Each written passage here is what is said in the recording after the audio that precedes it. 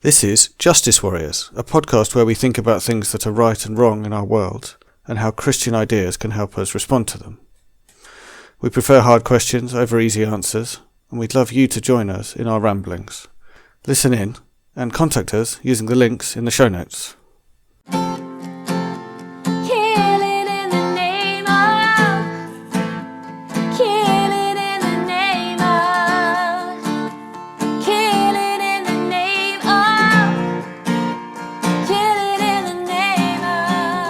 Hello, welcome to Justice Warriors episode 10.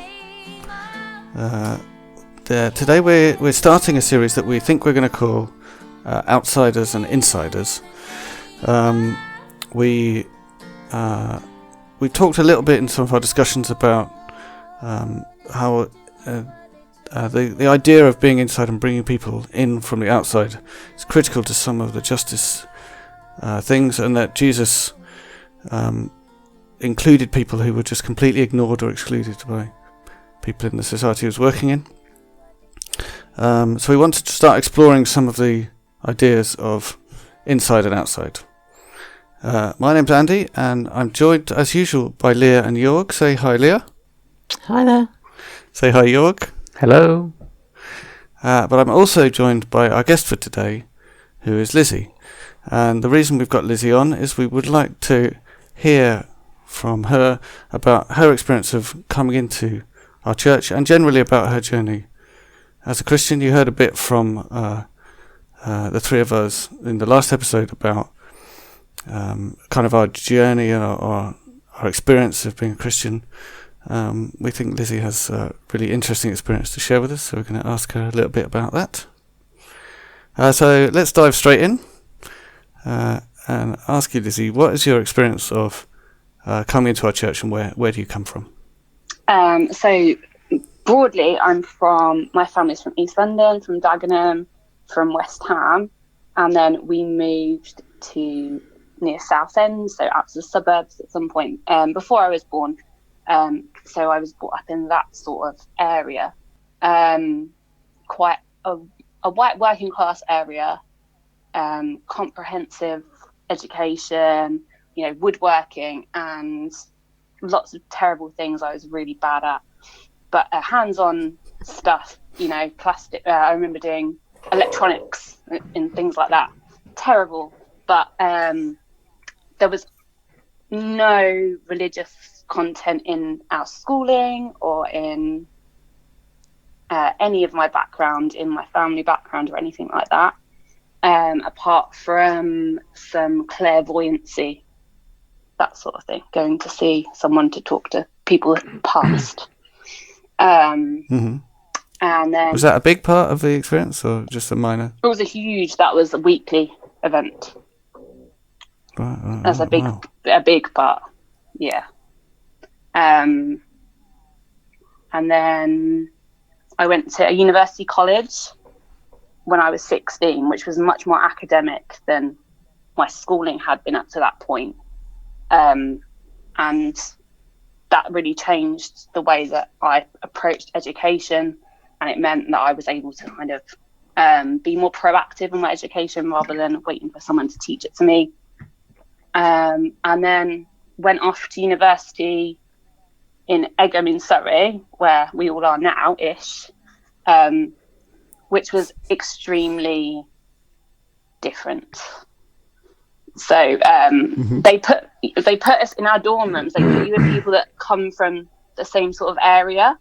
So everyone in my floor was from Essex, and over the Christmas holidays, one of my friends on that floor, one of her siblings was shot during that holiday. I went home in the Christmas holiday, and we were actually attacked, a physical attack at home. And then we all came back to uni, and they were like, this is really weird. This is a very different experience. And we were back in Surrey, and it was all leafy and green and gorgeous again.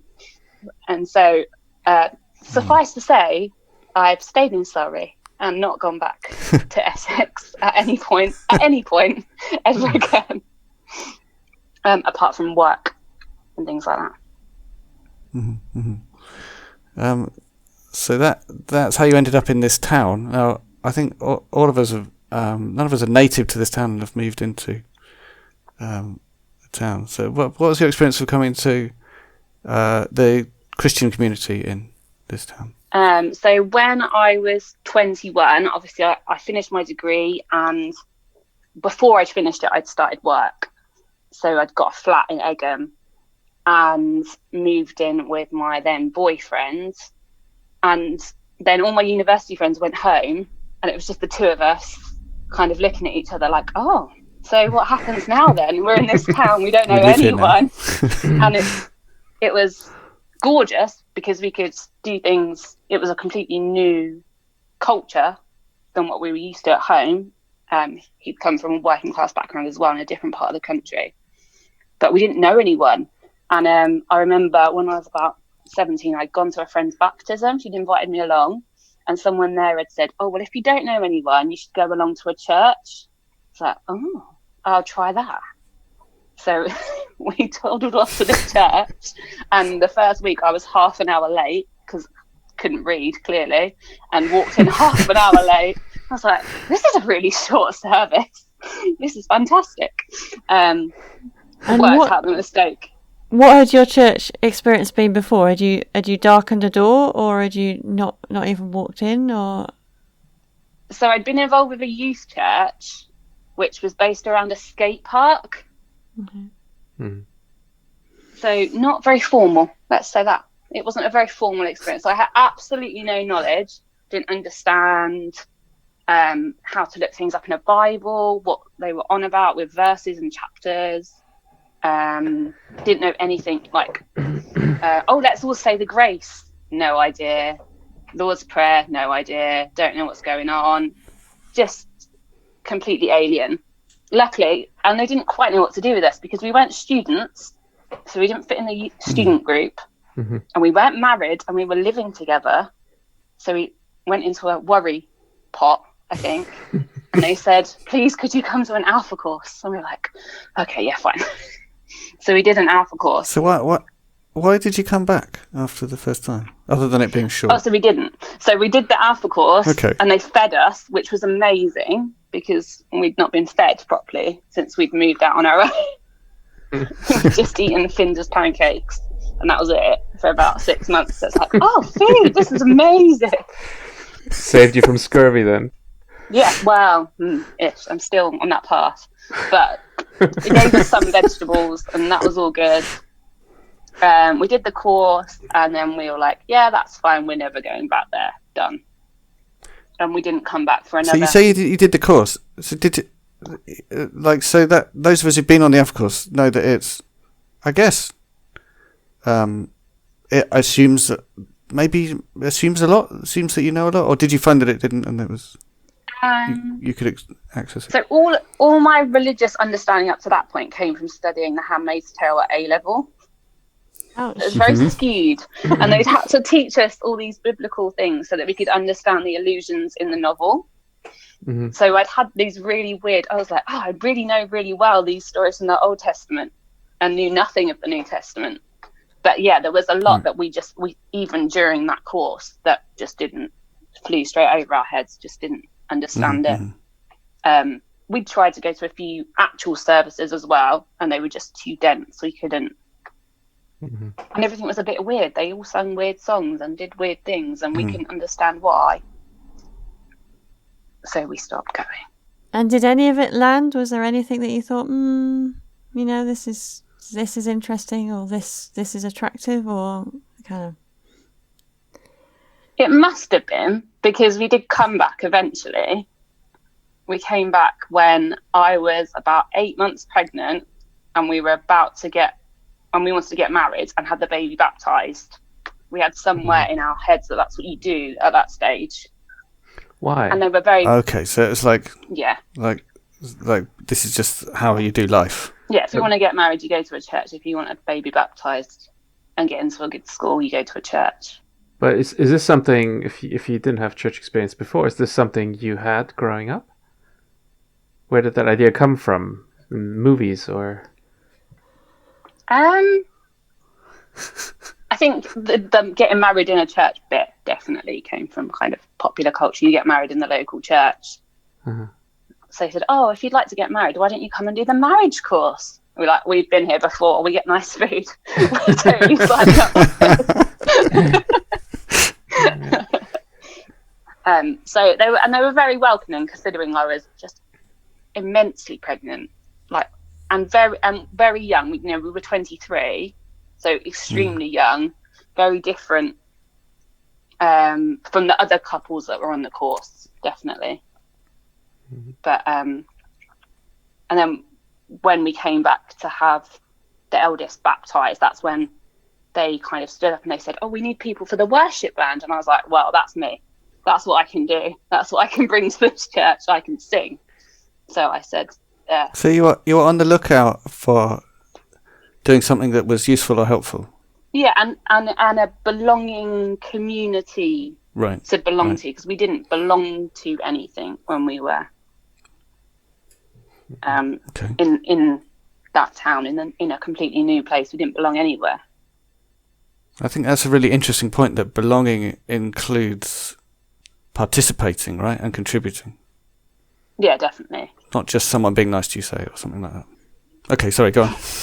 I don't know where I am. And then, so our eldest was baptised, and they made us go on a baptism course. I'd got it by this time. This is the third course they'd sent us on. We knew there'd be cake. And they said, can you get someone to look after the baby? And we were like, well, no, because we don't live near any family. We don't have anyone. And they said, we'll bring the baby. It'll be fine. We'll sort it out. And one of the members of the church just walked the baby round and round the church in the buggy for the whole of the session so that we could sit and participate. And that was the most childcare anyone had ever done for us. So we were like, wow, why would they do that for us? Like, nobody's done anything like for us ever. And so that felt like we started to see that church could be, that people would start to be sacrificial for us in a way that we didn't deserve, or that we didn't expect, when we hadn't seen elsewhere. So that was a new experience. And at the end of that course, they said, well, if you're happy to stand up and say these things on behalf of your child, why do you not want to say it for you? Like, do you renounce this? Do you do that? And we were like, oh yeah, that makes perfect sense. Did someone say that to you personally, or just to everyone generally? No, to you me personally. Yeah. And I was like, wow. Which was that was a brave step. I'd never say that to someone. Yeah.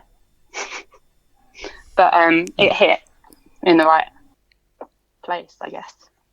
And I guess it came with that context of, having been fed and having had your child looked after, and having spent time with people that you could see actually cared. And continue to for the rest of our children. Like, when the baby was born, when our second one was born, very close to the first one, they brought around meals, and they brought around meals for weeks. It was amazing, and because she was very poorly when she was born, so that was a unreal gifting. Yeah, that thing of bringing around meals for people is an amazing gift for some people. For some people it's ordinary, and for some people it's pretty revolutionary. It was just seeing what other families ate and what that expectation level was of food, because we just didn't have that as a background. And we were like, oh, we really need to up our game here. Food needs to be something very different. Yeah, but the meals I always take to other people are always a million times nicer than what I feed my family. I mean, they get Finder's crispy pancakes every night. It's like the Instagram of dinner. Good. Exactly. Give us something to strive for. Okay, well, I'm glad. So this is quite interesting, because one way of explaining this journey, the church part of the journey, is you were looking for a community, and you totally found one, right? Yeah. That's like an amazing success story. Eventually. That's the story of like 4 years condensed into 3 meals. Did you try? I mean, there's Rotary Club, there's the pub, there are different, I don't know, hobby clubs, wildlife, whatever. Knitting. Did you try anything else? No, because I didn't have that idea of being in groups of people as what we would call fellowship. That just wasn't something from my background. It was you're in your family or you're not, and that was it. So it was completely alien. Now, hundreds of millions of groups of different circles of friends. Now I've got that idea, but then no. Wow. And do you think it was inevitable that the process took that long, or do you think there was something that church could have done to make that entry easier? I think I felt like we were held away from the church in some ways because we were living together at that stage, and they didn't quite know how they should approach that situation.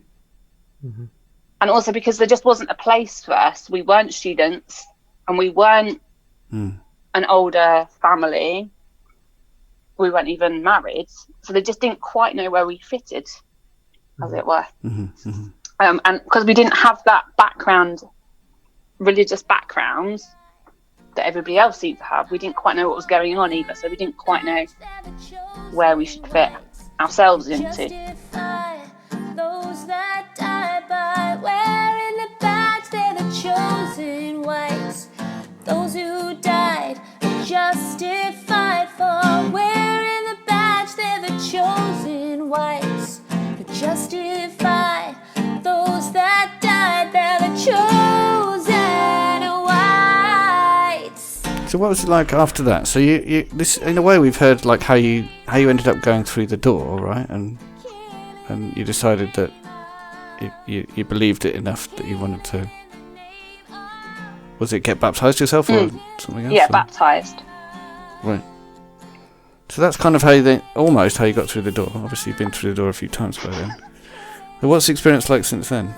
It's a very different community than anything I've experienced before. From my background, it's a completely different sort of community. Just the whole structure of church, now this person's going to talk to you for 20 minutes on this subject, is just was a completely alien until I'd gone. It was similar to being at university, but I did drama, so not that similar. So it is, and then just the expectation of, okay, now there's liturgy and you're supposed to say this bit back to us at this point. That was very weird. And that the bold bit, like, oh, if it's bold, that means you're supposed to join in. You're somehow supposed to know that. Yeah. Nobody sat us down and said, right, here's what you need to know. Because it's become the culture of that group of people, I guess, that a grammar that's easy for them all to slip into. Well, even to say the same bit all at the same time, right? That feels tremendously cultish when you first hear it. You're like, what? Everybody's like, what? Joining in? What is this thing? But would you say, like, what would you say is sort of the biggest difference that you felt? Is it coming in? Was it the content? Was it the way people behaved? Or what was sort of the cultural barriers that you encountered?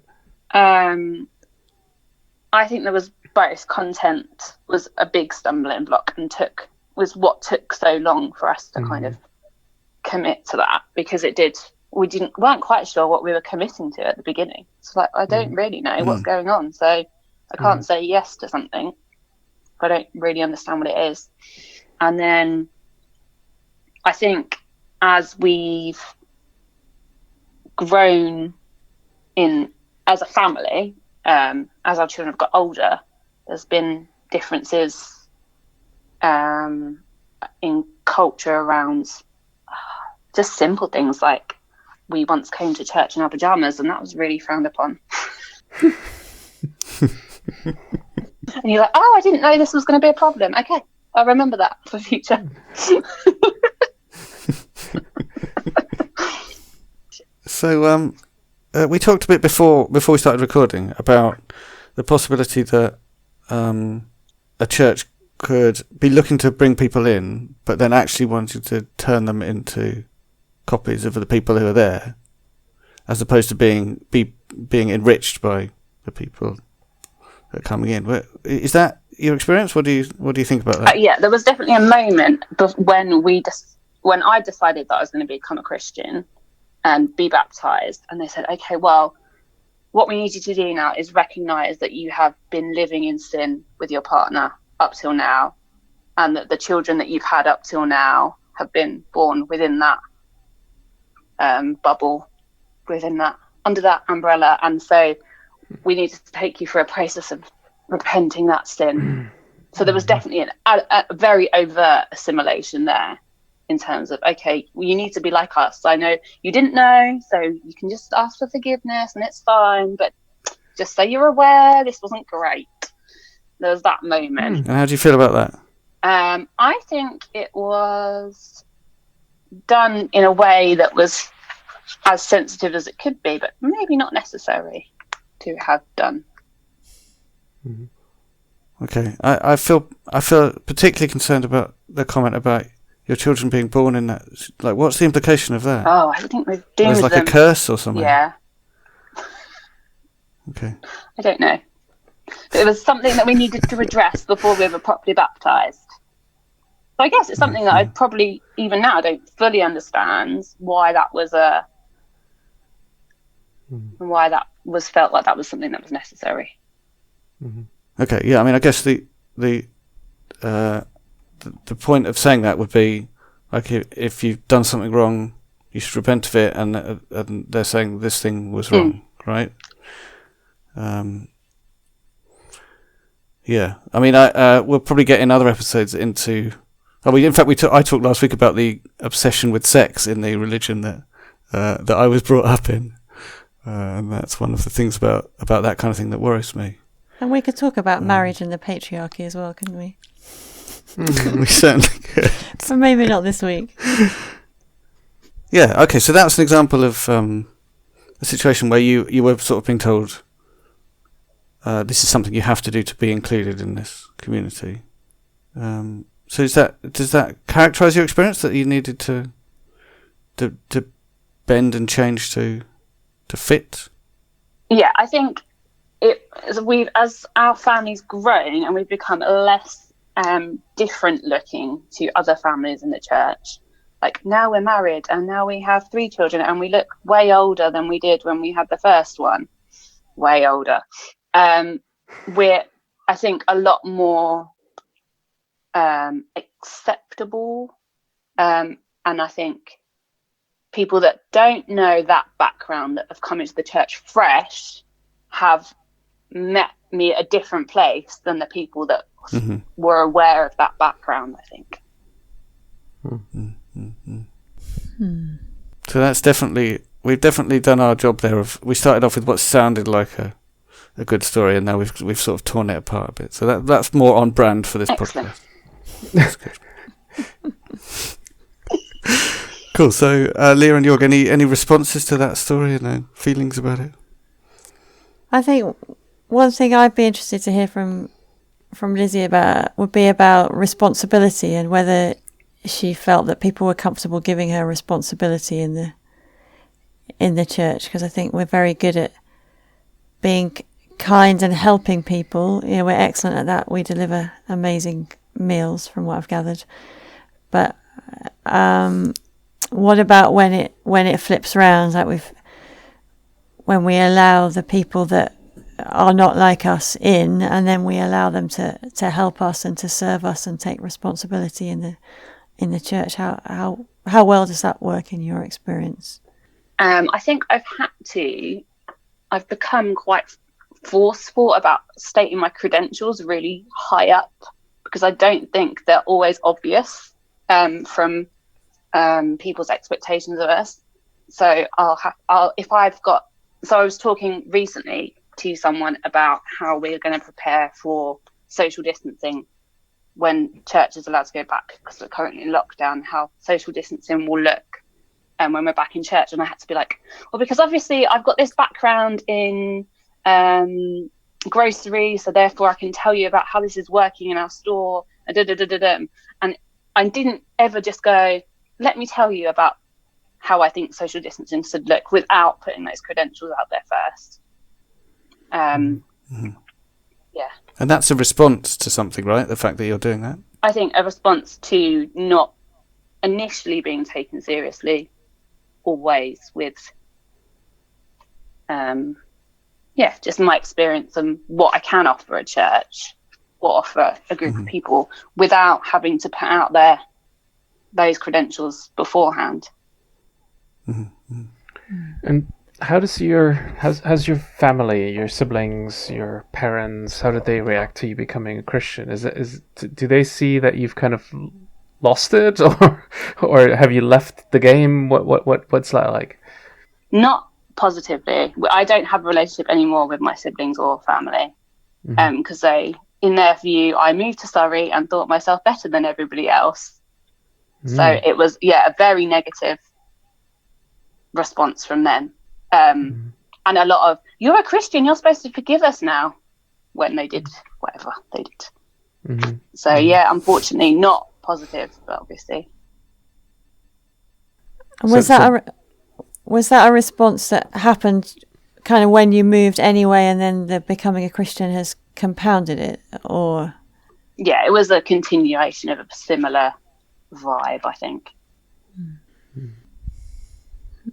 Interesting. And what would it take for them to step into a church? Like, would you say it's a culture thing? Is it just an individual thing? I mean, for you, if it hadn't been all these little individual gifts of attention, of care, you probably wouldn't have come back, right? So is that what drew you in the end and might draw your family, or is it that it's just so foreign? I think for me, the reason why I kept coming back is because I had real and very real, tangible experiences with God that couldn't be denied. So that made it really easy to keep coming back when you've got God on your shoulder saying, you should really do this, and you should really, when you've got that easy faith thing to hold on to, it's very easy to keep coming back to. Like what? Can you give us an example? Or?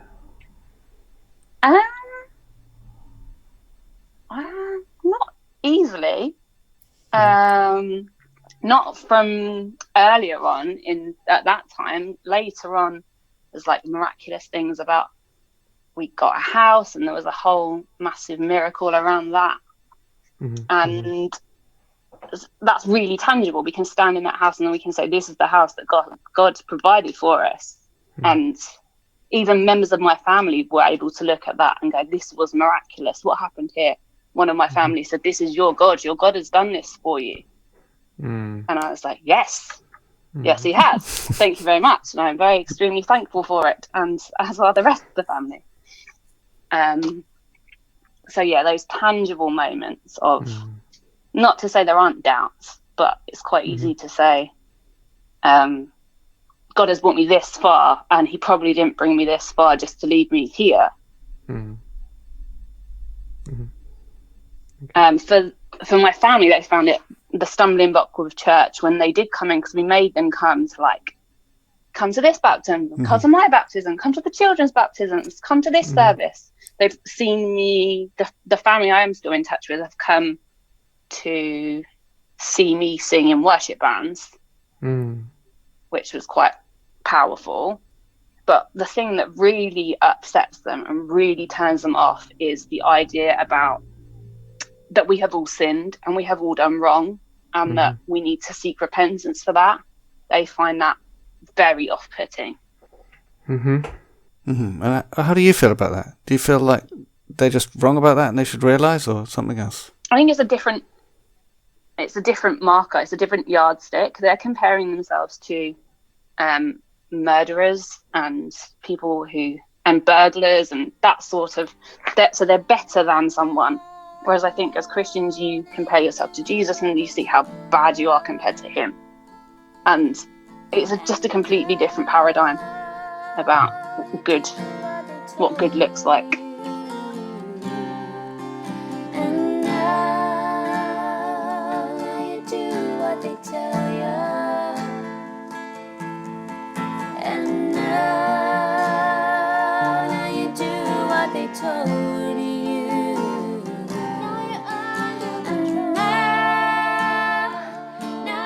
Is it a respectability conundrum? Is it that we're effectively saying that they're not respectable if we're saying that they're sinners? Whereas to us, it's more of an internal thing of what we know goes on in our own hearts that we're well aware is is not what it should be. I think the Christianity I grew up in would have said they're wrong about that and they need to realise. I feel a bit like saying now, if this is a cultural difference, if it is, and not just a being wrong about something, how do we enrich our own culture by taking on some of that idea? Yeah, and the question, what we even mean by sin, we've come used to like think of all the sort of little petty things, and then, like you were just saying, compare yourself to Jesus. Of course, you're going to come out rubbish. But is that what sin means in a biblical sense? And if we were to talk about how greed drives things in the world, or is there not ways to translate that in a more tangible day-to-day experience, what things do with people, or when you, I don't know, gossip, or you just want to hurt somebody because you hurt yourself? The whole sort of being embraced by structures and hurts that sometimes makes you lash out in unfair ways that you can recognize, but you know why you did it. So that sort of systemic nature of sin that is hard to escape. And I'm struggling to find the right words for it, but I think we need to find ways of translating sin away from the sort of metaphysical, you're not as good as God, so therefore you need to say this prayer, to coming back to how it really affects our lives. Yeah, it kind of smacks for me now of you as an individual are bad, and therefore you should do what I say. Mm-hmm. And then we get into the patriarchy and all the rest. I think for them, Christianity represented that they thought that I knew better than them. Whereas for me, Christianity says, I don't know better. I know really, and I need help on this journey of life. Mm-hmm. And it was the difference that really they've struggled with, I think. Mm-hmm.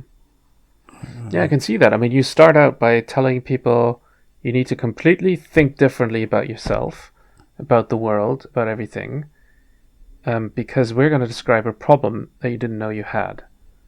But the problem we're describing to you is really so far away from your day-to-day life. Nobody asks you at the hairdresser, whatever, have you repented? Like that, it's just no longer part of the parlor. But when you go 100 years back in Welsh revival or whatever, miners who sat in the pub would then cry out in collective cries and ask for forgiveness for their sins. It was still very much part of popular culture to see as yourself as somehow not worthy, and that we just don't live there anymore. And I wonder, our messaging is off in that regard, I think.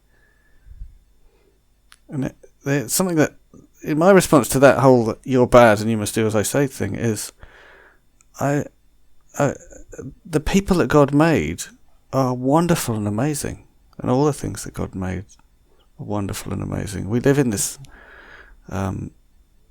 brutal but also beautiful world, and the people are just brutal and beautiful as well. And so only taking the one side of that and just saying you're bad, there is no good in you, seems to be missing the amazing beauty and virtue of humans.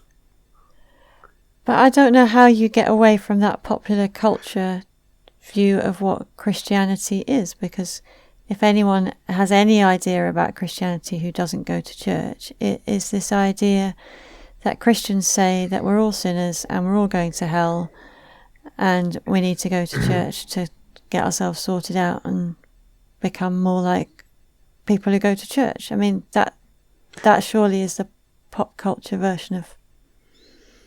And Lizzie, how much do you think of that impression that you would? Yeah, sorry, have you finished? How much of that impression that you said they were getting? How much of that comes from their pre-existing opinion? How much comes from the experience of being in church? Do you think? I think maybe 50-50 easily, because they did come to those services, and all those services have in them, okay, and now there's the time for our confession. And if it's a children's service, we're going to tell children how they've done wrong and how we're going to ask the children to confess and help the children to confess and ask for forgiveness. So it is there, it's right in the middle of the services. But how do they talk about sin and justice or guilt? Because you mentioned, they say you have to forgive us now, you're a Christian. So, I mean, of course, when there's conflict or people do realize that they've done wrong, But then it's just you apologize, right? And you're done with it. And you don't... It doesn't reflect on any character as long as you try to clear it up? Or is that the difference? I mean, surely, even though they have murdered or stolen, they know that there are things wrong. Not always. That awareness is not always there, and sometimes it can be we can act how we'd like, but because you're a Christian, you need to forgive us. We don't have that moral Right. compass that you have, so we don't have to act in that way you do because you're a Christian. Yeah, your moral worries and everything, yeah. Because you hang it out, you have to be extra good. Exactly. Well, it's like being a vegetarian, isn't it? The minute you're a vegetarian, everyone asks you when you last had bacon. It's kind of people want to find a hole in something that you've said that is supposedly you saying that you're holier than thou. They want to find the chink. That's a very Same with human thing alcohol. to do. If you don't drink alcohol, it's like, why? You always have to answer the question. Something wrong, something, you have to have a reason. Yeah. So do we do wrong in church, putting all this confessing stuff right up there, right in the middle? I mean, we all talked last week, I think, about guilt and how I brought up feeling guilty for the way that we were. And I was brought up in a church that didn't do confession. but you were still made to feel guilty, quite plainly. They managed to instill that guilt through everything they said, as opposed to one bit. Yeah, of that's the funny. You can't We pass didn't it in do on confession. Sunday. Yeah, we didn't do confession either because... Why didn't we do confession? I don't think we did confession because we've all been... we don't do anything wrong anymore. I think that was the weird belief of the church I went Holiness. Oh my goodness, Wow. really? to. What's it called? We didn't do it because it was a bit too much like a liturgy, having set. Okay. Obviously, the service was identical every week, but we weren't people who did liturgy, right? Yeah, that's funny. Yeah, no, we didn't do it. I don't think because we'd learnt not to sin anymore or something. My goodness. So there we go. Wow. We thought we were all right too.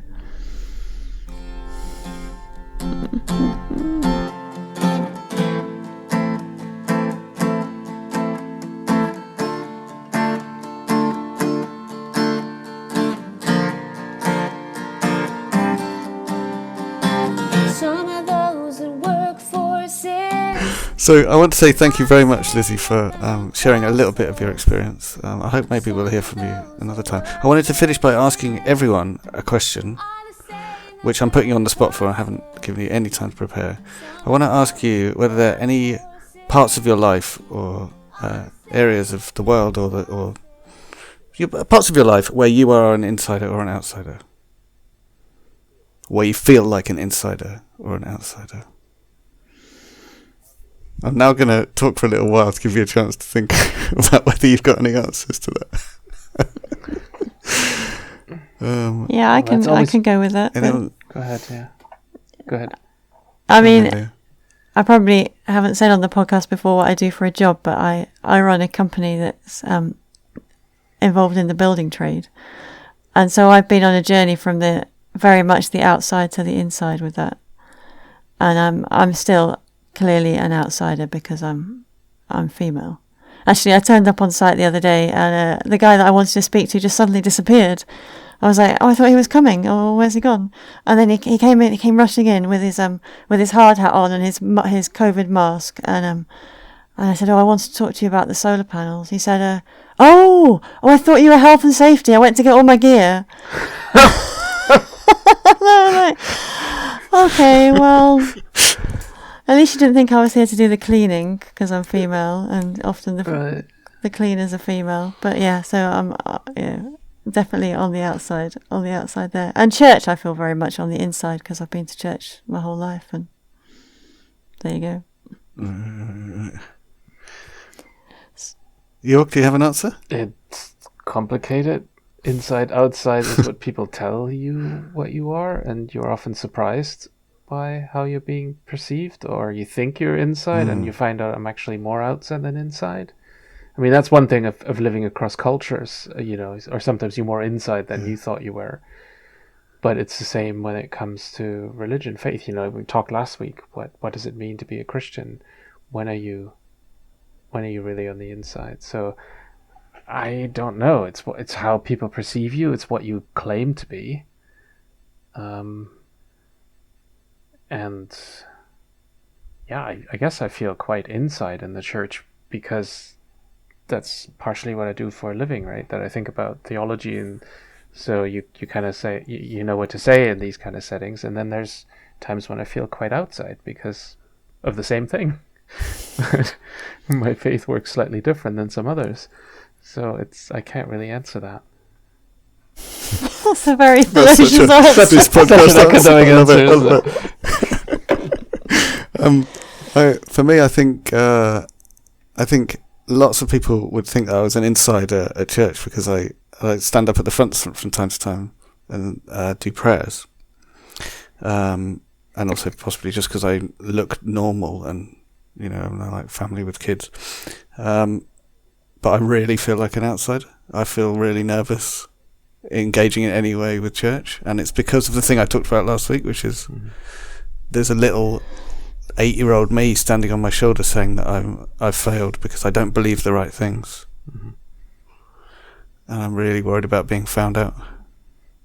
Well, you shouldn't be on a podcast. I think I feel like in it. Yeah, I do a podcast where I talk about what I believe. It's really good for my state of mind, honestly.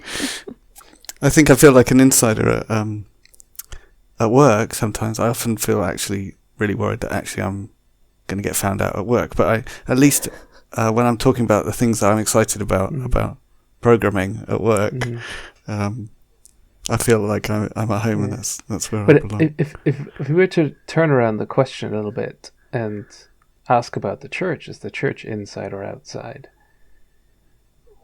After hearing Lizzie's story, we're very much a little insider club that's on the outside. And I think, the thing I really want to think about more in our podcast and beyond is how does our message of sin even resonate? How does it even translate into questions of justice? Obviously, it's not wrong to think about right and wrong and morals and these kinds of things, but we've not found a language to do it in a way that's accessible. Like, you have to learn a lot to do it. And for some of that, there's a good reason, I think. You have to do a course. Many courses. How to understand the world before you can even Well, you get engage, vitamins and things. But yeah, so there's something in our language that just doesn't resonate anymore in the way we talk about matters of justice, and the idea of personal sin is at the very core of justice, right? So that's for me something I'm really taken away from this conversation, is that how outside our idea of justice really is. Yeah. So let's let Lizzie answer the question if you have an answer, Lizzie. Well, we home educate our children, so we're outside of all time. It feels like we have our weekends on a Tuesday and a Wednesday sometimes, and we have our holidays when everybody else goes back to school. So I feel outside of the whole pace of the whole world most of the time. But do you feel inside anyway? Inside, the other week I got a job based on where I'd been to university. They saw it on my CV. I hadn't given in my CV. They got my CV from someone else. They saw my degree, and they rang to offer me the job. But that felt very inside. That was a very inside moment. Wow. It was dangerous as well, because they hadn't met me, so I could have been anyone. Yeah, that is very dangerous. Employing people is dangerous. Cool. So we're thinking that we're doing a series about insiders and outsiders, and I think what you were saying, Jörg, can lead us on as we continue with that series. Asking questions about how do we turn outside into out of the bubble that we're in. Well, how do we get on the inside, right? I mean, the church, the message of Jesus, how does it become an inside message for society rather than this outside bubble? Yeah, and how does the truth of it come along with us? Because I can hear people listening to this saying, you would just want to water down the truth so that people like us. But I'm interested in how do we bring what is really true or really helpful and It's good. about transformation and translation. That's why I mentioned the Welsh revival and Minos crying. Like, there was something in the 19th century where the message of the church spoke to people where they were. It resonated with their own feelings about themselves, the culture that they were brought up in, what they believed about themselves, with a probably much more authoritarian culture, where you were told you're rubbish in your apprentice, in your work, where you knew exactly where you were in terms of class. And we've taken this message and kind of conserved it and kind of adapted it on the outside, but we haven't really managed to translate into whatever it is that we're living in now. Yeah, okay, really good. Let's talk about that more in future episodes. So just for a little bit of context, listener, as we wrap up, we're recording at the moment. We're probably going to release this episode much later, but recording at a time when enormous protests are happening around the world, which were triggered by the killing of George Floyd in the US, but now turning into a much wider movement about racial justice. And we found a quote from a speech by Barack Obama that hopefully is related to this episode, but also really chimes with what's going on in the world. So when you're ready, Leah. Okay, so this was from a speech Obama made in 2015 after the Charleston shootings, talking about black churches in America. He said, "They have been and continue to be community centres where we organise for jobs and justice, places of scholarship and network, places where children are loved and fed and kept out of harm's way, and told that they are beautiful and smart, and taught that they matter. That's what happens in church." That's the idea of an inside church, isn't it? Mm-hmm. Yeah, that's an aspiration for us. Thank you very much, Leah. Listener, if you have stories about being an insider and an outsider, and if you have thoughts about how church can be inside the culture that we live in, we'd love to hear from you. We'd love you to send us an email or one of the many social media things. Especially, we'd like you to send a little audio clip of your responses or the things you think we should be talking about. So please do that. Thank you very much, everyone. Thank you, Lizi, for doing this. We'll see you next time.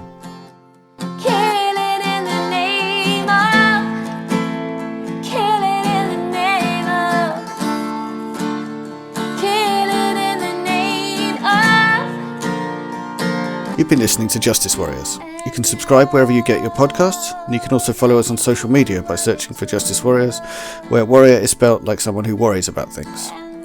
If you enjoyed this episode, please subscribe and leave us a rating, since that helps other people find us. Also, please tell your friends about us in real life. We'd love to hear from you. To get in touch, use the email address in the show notes or contact us via the social media links. Thanks for listening.